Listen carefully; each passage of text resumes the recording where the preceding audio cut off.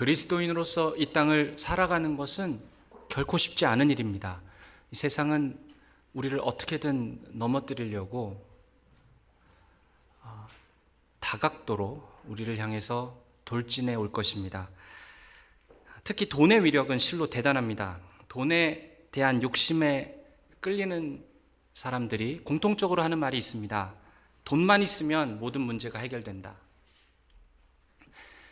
요즘 20대와 40대 사이에서 흔히 유행하는 말이 있습니다. 파이어족이라고. 파이어족. 이게 Financial Independence, Retire Early. 그러니까 빠른 시간 내에 돈을 많이 벌어서 50이 되기 전에 경제적으로 자유를 누리는 것. 그래서 많은 돈을 한꺼번에 벌고 50이 되면은 즐기면서 사는 것.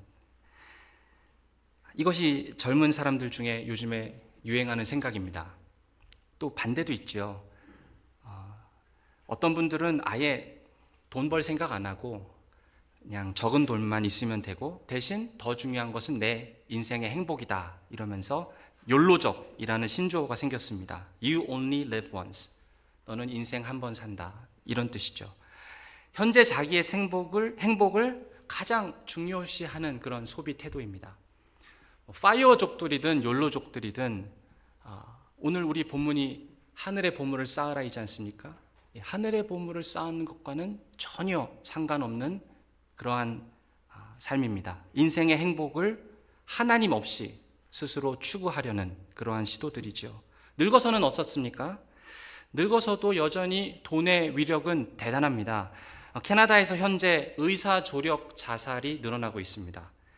제가 기사를 읽다가 한번 충격을 받은 적이 있었는데요. 생명윤리학 저널 The American Journal of Bioethics에 실린 연구 자료를 보면은 2021년에 의사의 도움을 받아서 자살을 한 전체 사망자의 수가 1만 57명으로 집계가 됐습니다. 캐나다에서요.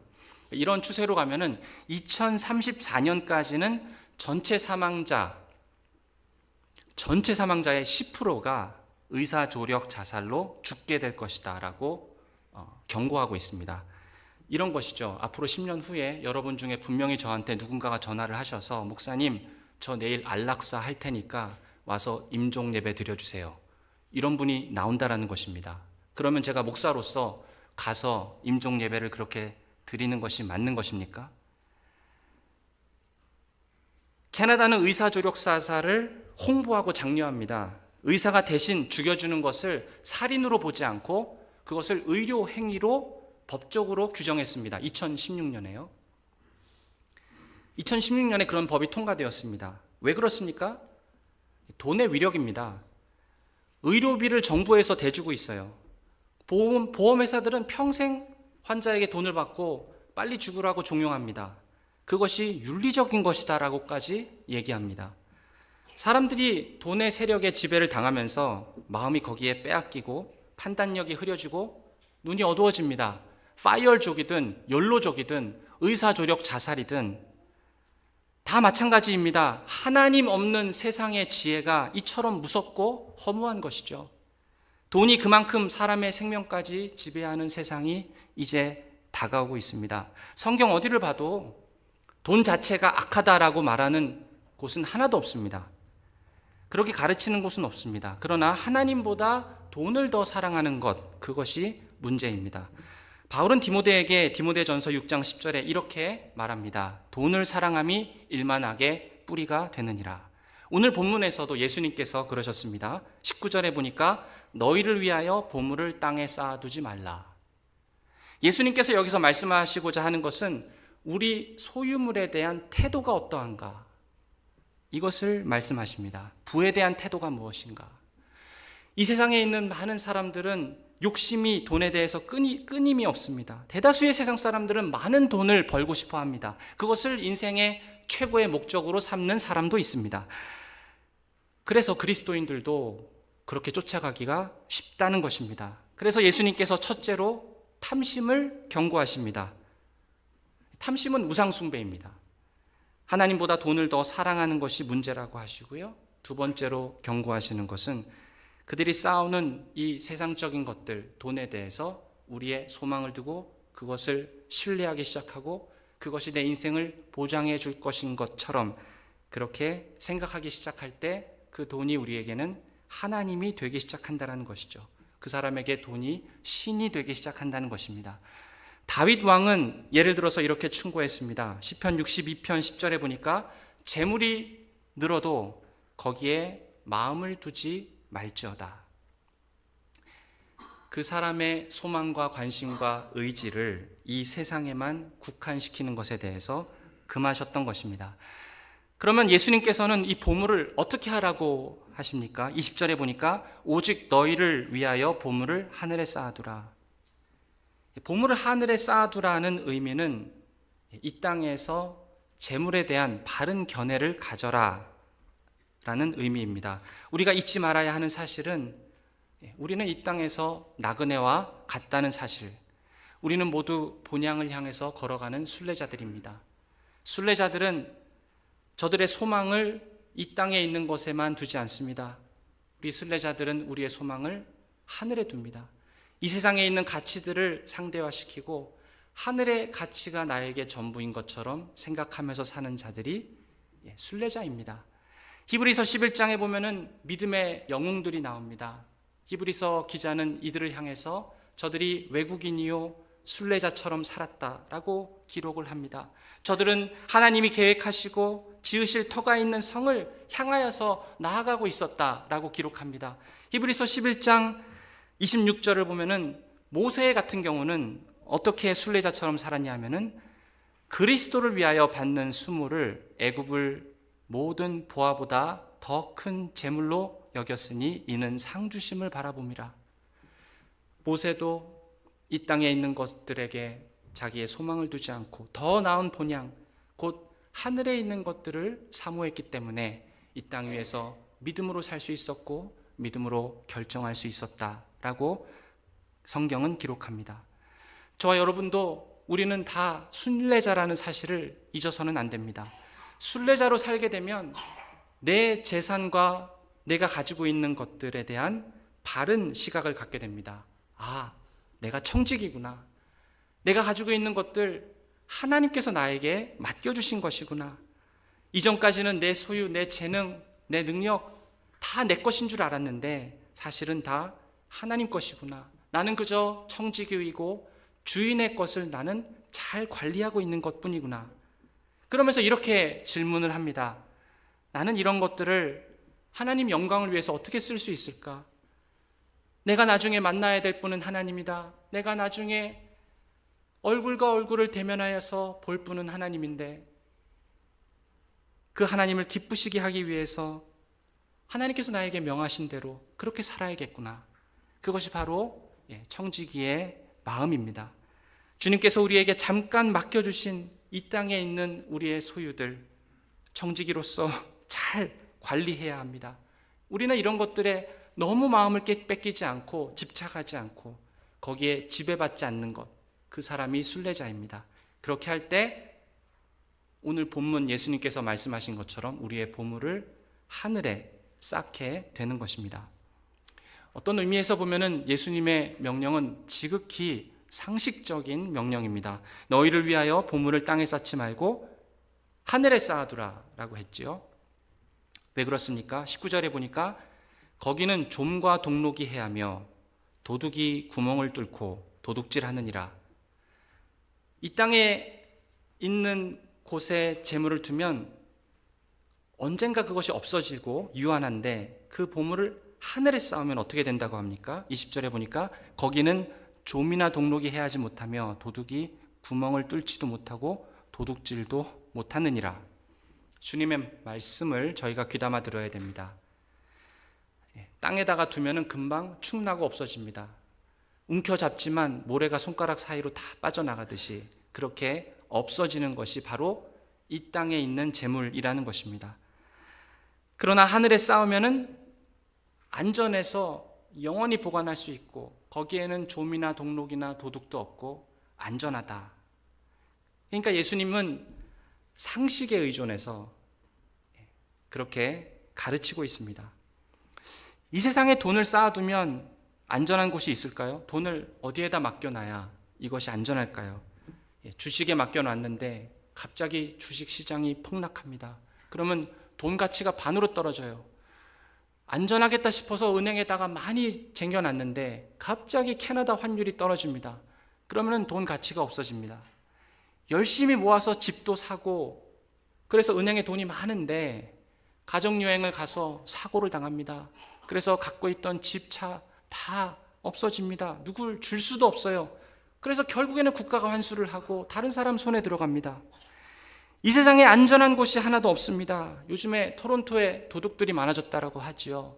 차도 훔쳐가고 집에도 들어오고 세큐리티 카메라를 밖에다 설치하고 집에 우리가 들어가서 앉아있다 한들 참 도둑들은 그래도 들어와서 다 필요한 것 가지고 갑니다.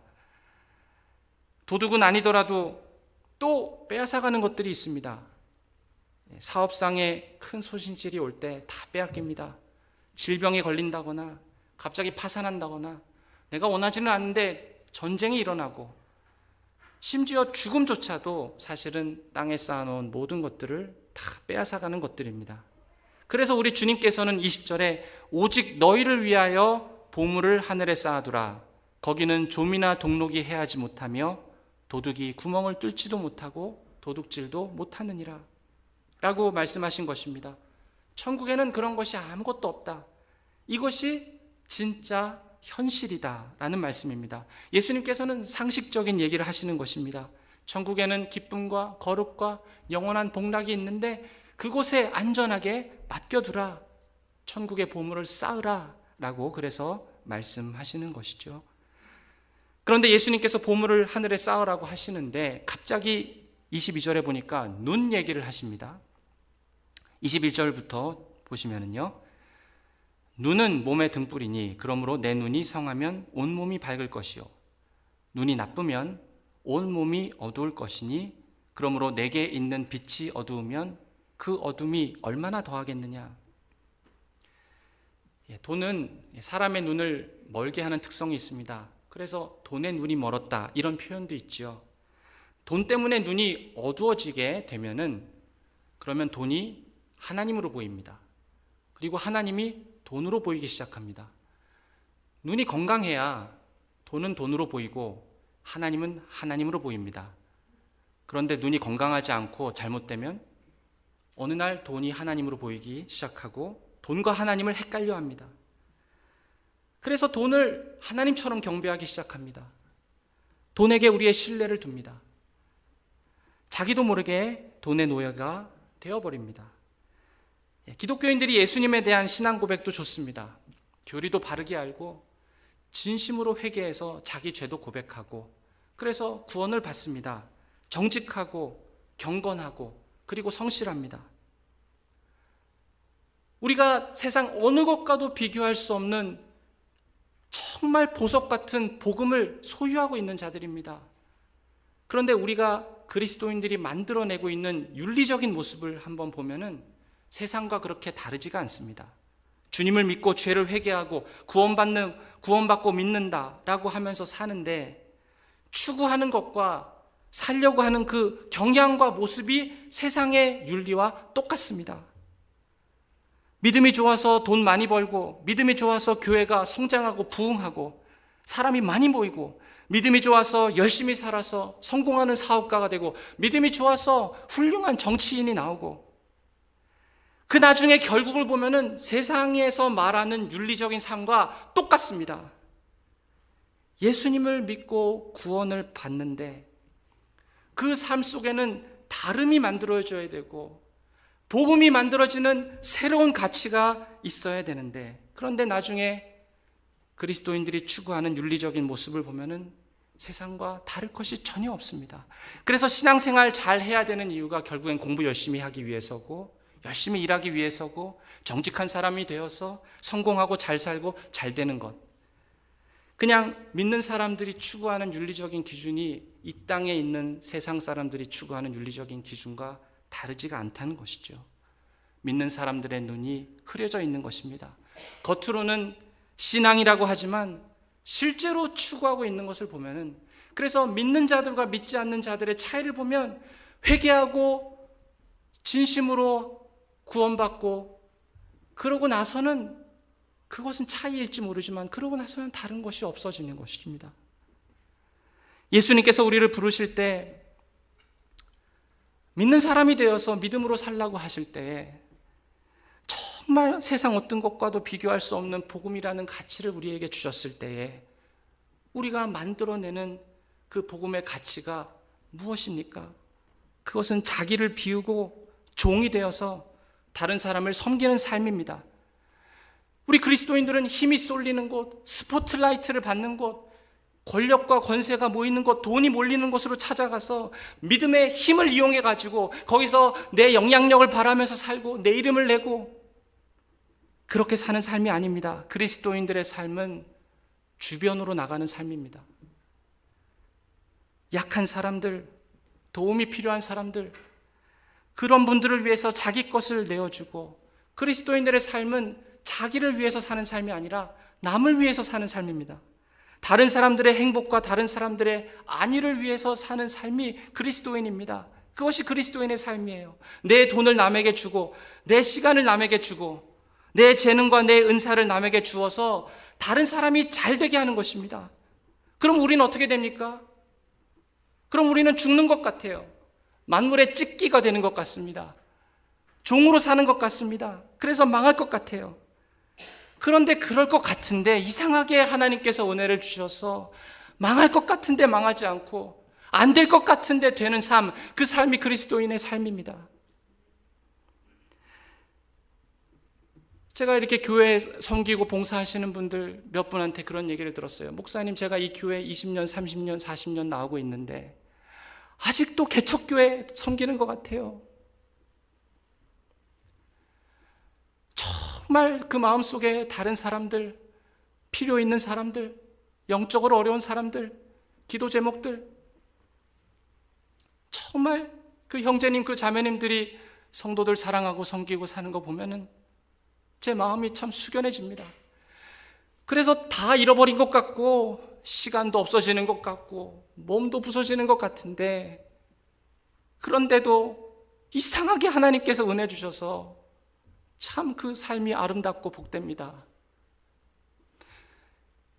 그리스도인들이 예수 그리스도 믿고 신앙 갖고 믿음 좋아서 우리가 결정적으로 만들어내는 복음의 가치는 이 세상에 있는 것들과 달라야 되는데, 결국에 똑같은 윤리를 추구하는 것이 아니라 달라야 되는데, 그것이 나는 다른 사람의 유익을 위해서 살고 내 시간과 모든 것을 다른 사람의 유익을 위해서 주는 것 같지만, 그럼 나는 찢기가 되고 아무것도 아닌 것 같고 망하는 것 같고 죽는 것 같은데, 그런데 이상하게 하나님께서 은혜 주셔서 안 될 것 같은데 되는 인생, 불가능할 것 같은데 하나님께서 은혜 주셔서 복된 인생 되는 것, 그것이 우리 그리스도인들이 복음으로 만들어내는 급진적인 윤리입니다.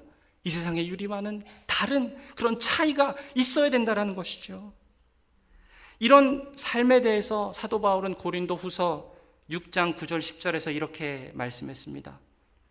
무명한 자 같으나 유명한 자요, 죽은 자 같으나 보라 우리가 살아있고, 징계를 받는 자 같으나 죽임을 당하지 아니하고, 근심하는 자 같으나 항상 기뻐하고, 가난한 자 같으나 많은 사람을 부유하게 하고, 아무것도 없는 자 같으나 모든 것을 가진 자로다.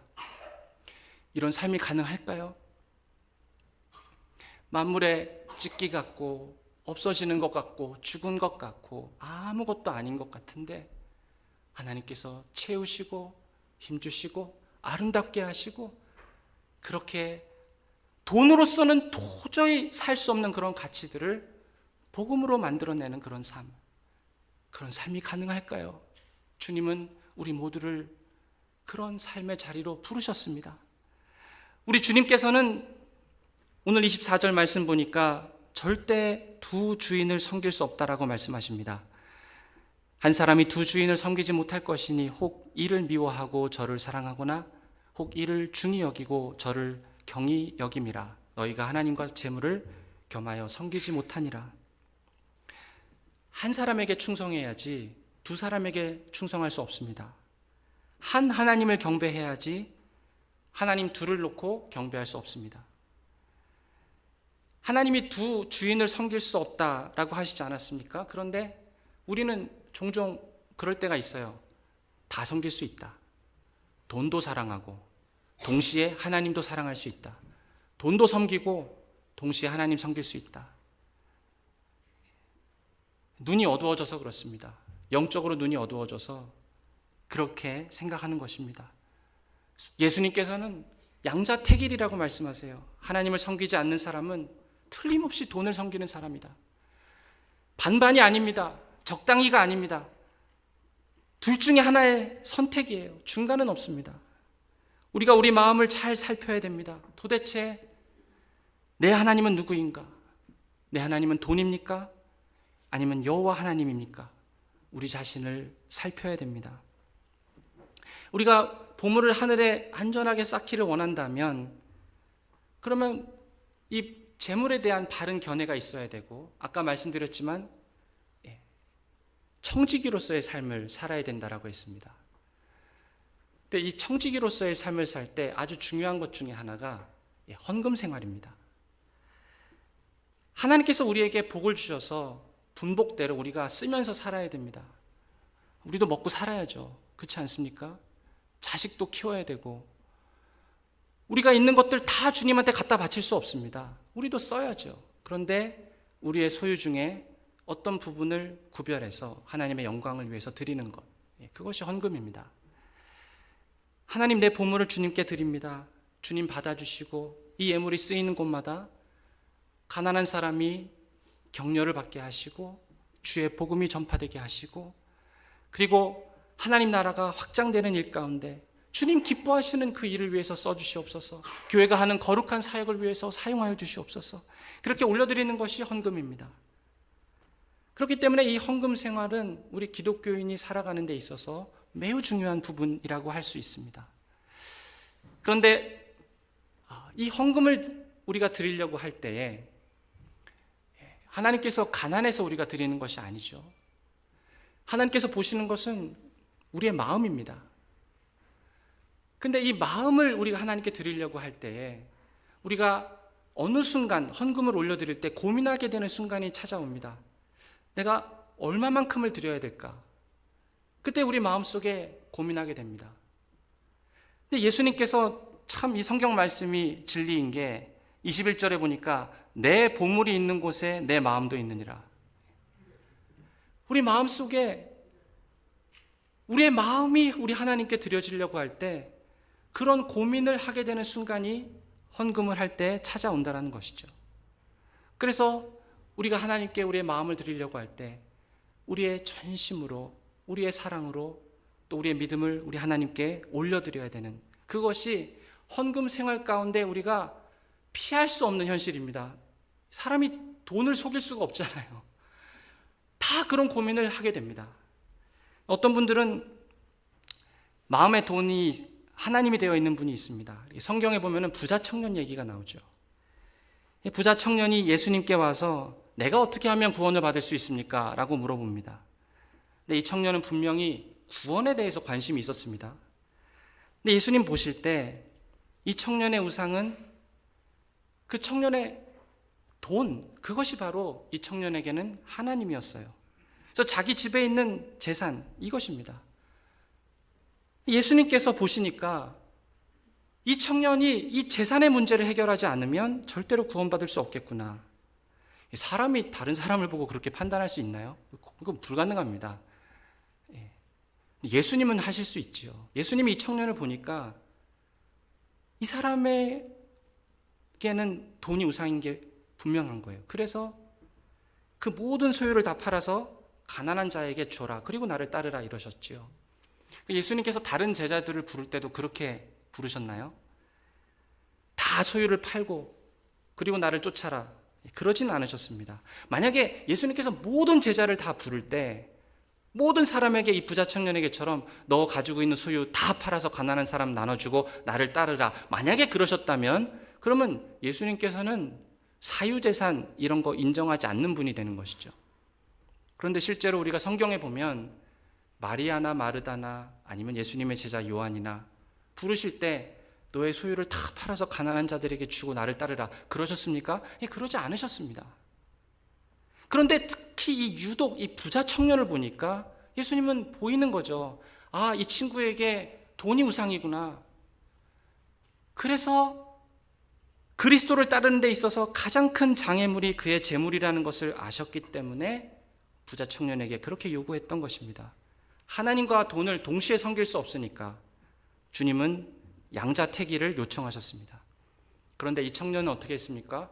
돈과 자기의 구원을 놓고 고민하다가 근심하며 떠나버립니다. 결국 돈을 선택하고 만 것이죠. 돈이 그에게 우상이었기 때문입니다.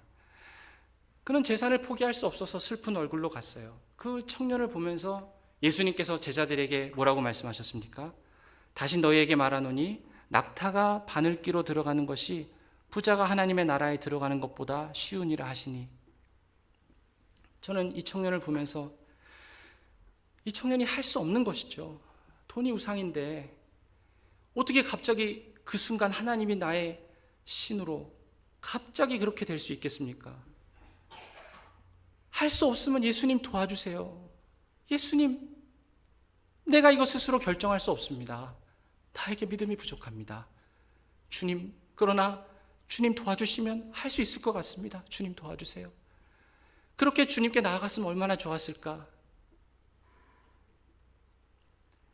만약 신앙생활을 하면서 자기를 위해서 많이 쌓아놓고 사는데 헌금에는 너무 인색한 분 있으십니까?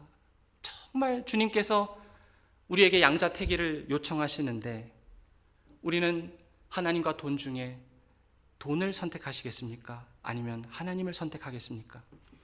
돈이 우상인 사람은요, 돈이 우상인 사람이 만약에 천국에 간다고 한다면 정말 실망할 것입니다. 우리가 하늘나라에 보물을 쌓는다, 보화를 쌓아두라고 했을 때 그 말은 우리가 천국에 가서 보화를 많이 쌓아놓았으니 우리가 살 큰 맨션이 있을 것이고 금은 보화로 장식된 뭔가가 우리를 기쁘게 해줄 것이고, 그런 것 아닙니다. 천국에서의 기쁨은 우리가 하나님께로부터 받는 칭찬, 하나님과의 교제 가운데서 오는 그런 기쁨, 하나님께서 임재 속에서 우리에게 주시는 풍성한 복락과 영적인 그런 평강과 기쁨, 이 세상에서 우리가 경험해보지 못한 하나님이 주실 수 있는 그런 복락이 있습니다. 근데 돈이 우상인 사람이 천국에 가면은 그런 것들 재미없죠. 그러니까 그렇게 영원토록 산다고 하는 것이 오히려 그분에게는 큰 어려움이 될 것입니다. 헌금 가운데 많은 사람들이 어려움을 느끼는 것이 11조입니다. 사실 11조라고 하는 것이 우리가 하나님의 청지기로 드리는 것이지만 어느 정도 믿음이 자라지 않으면 참 쉽지 않습니다. 월 소득 4,000불인 사람이 400불을 11조로 드린다 할 수 있고 가능할지 모르겠습니다. 그런데 월 소득이 2만 불인 사람이 매달 2,000불씩 드린다, 20만 불인 사람이 매달 2만 불씩 드린다, 이것은 정말 상당한 수준의 믿음이 없이는 쉽지 않습니다. 그런데 헌금 생활에 전혀 관심도 없고 그냥 세상에 즐기느라고 정신없이 돈을 쓰는 사람, 그 사람이 정말 천국의 하늘에 우리의 보화를 쌓아두는 사람이라고 할 수 있겠습니까?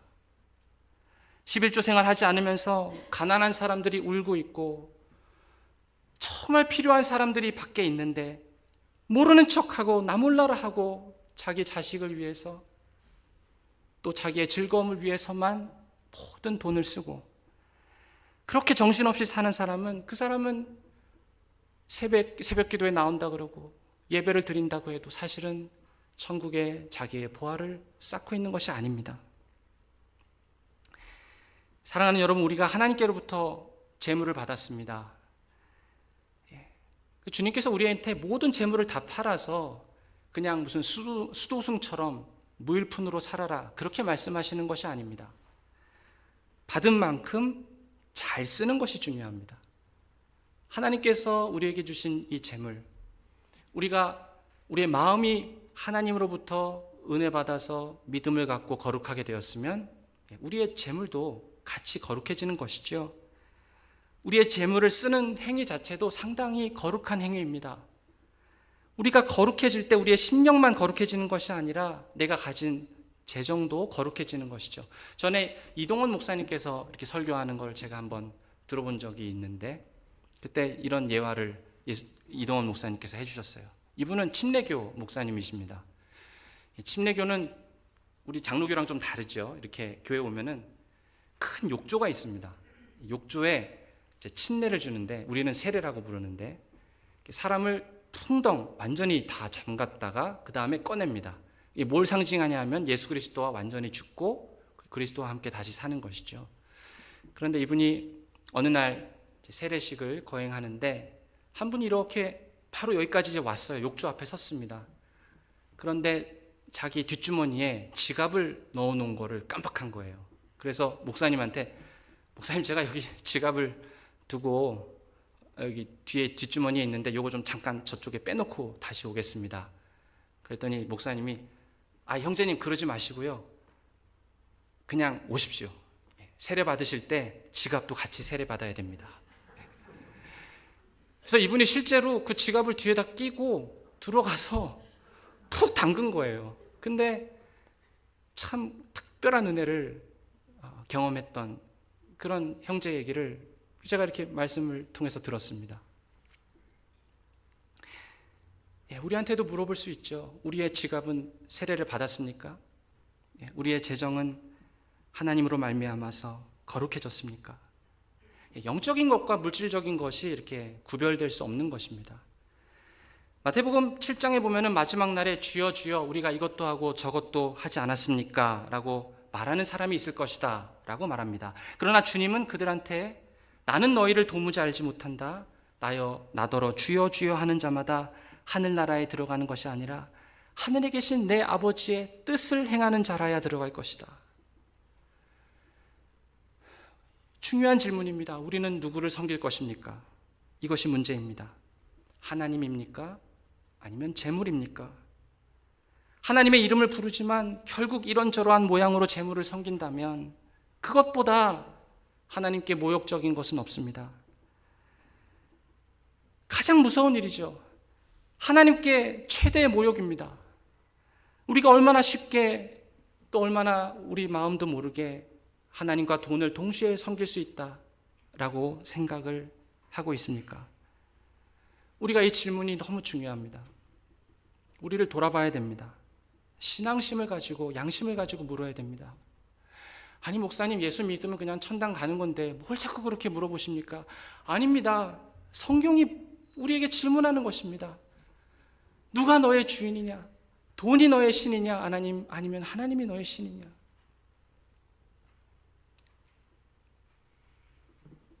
많은 그리스도인들이 이런 질문하지 않습니다.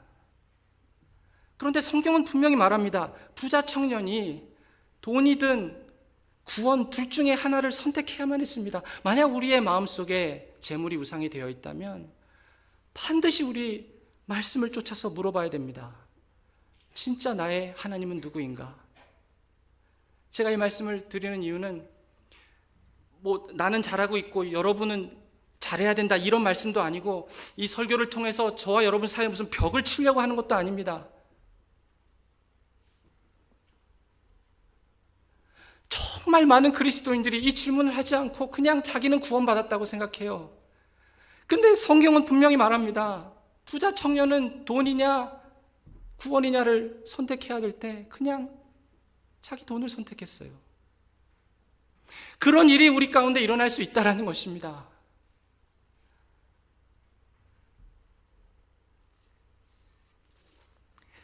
사랑하는 여러분, 돈에 대한 우리의 태도가 우리의 마음이 정말 어디에 있는지 하나님 우리의 마음을 보시죠.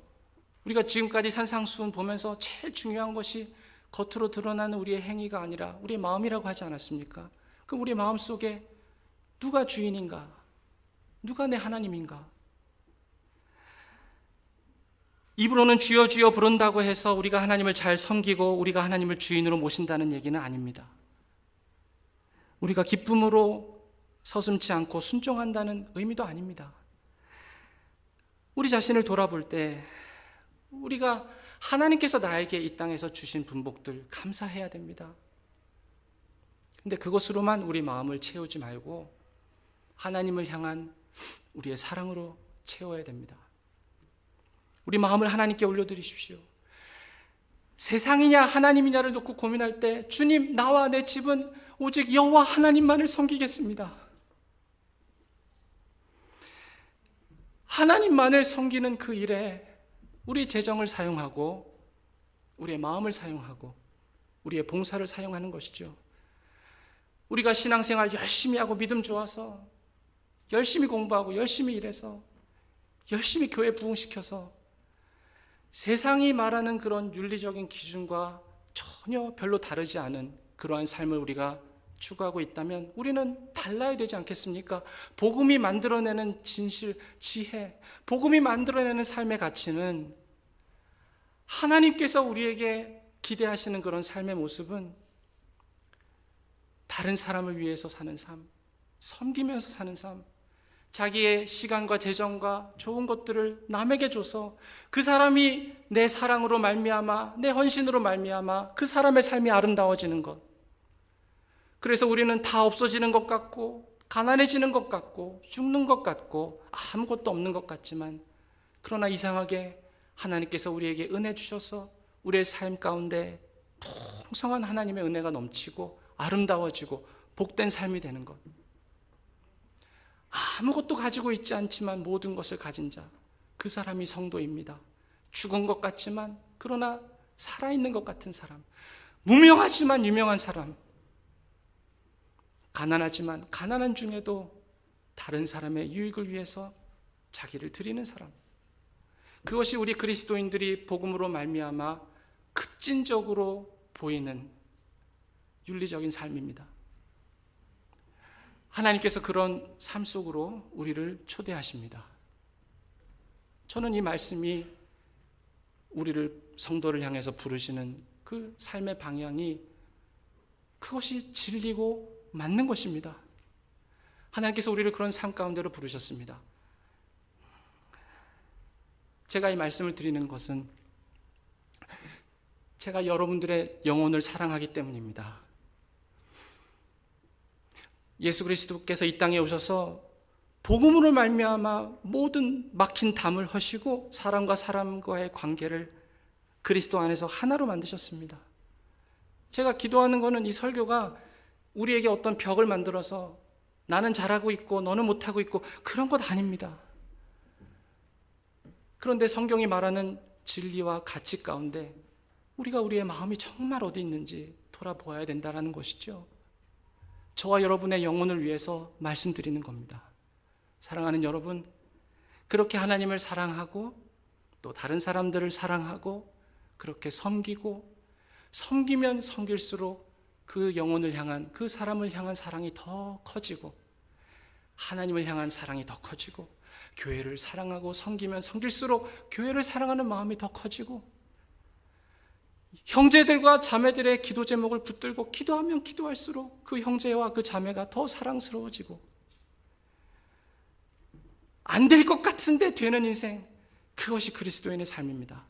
그런 아름답고 급진적인 윤리로 하나님께서 우리를 부르셨습니다. 그리고 그 모든 것을 가능하게 하는 것은 내 힘이 아니라, 내가 만들어낼 수 있는 것이 아니라 하나님께서 우리에게 은혜 주실 때 가능합니다. 그런 복된 인생이 하나님께서 빛처럼 저와 여러분을 통해서 이 세상 가운데 밝히실 때에 하나님께서 영광 받으시고 우리의 재물이 하늘에 쌓이게 되는, 그래서 우리가 영원토록 그 하나님의 나라에서 그분으로 인해 만족하고 그분으로 인해 기뻐하고 그분과의 교제, 이때까지 우리가 알지도 못하고 경험도 못했던 그런 귀한 복락들이 우리 하늘나라에 예비되어 있음을 믿으시고 그 날을 향해서 순례자처럼 한 걸음 한 걸음 저 여러분 다 걸어가시기를